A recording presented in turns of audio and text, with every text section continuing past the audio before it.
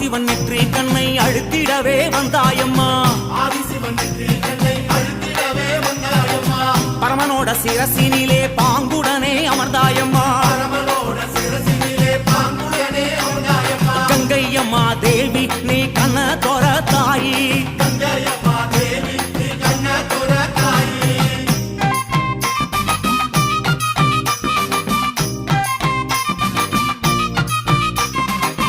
ஏழு கடல் சீமையெல்லாம் சூழ வந்தாய் கங்கையம்மா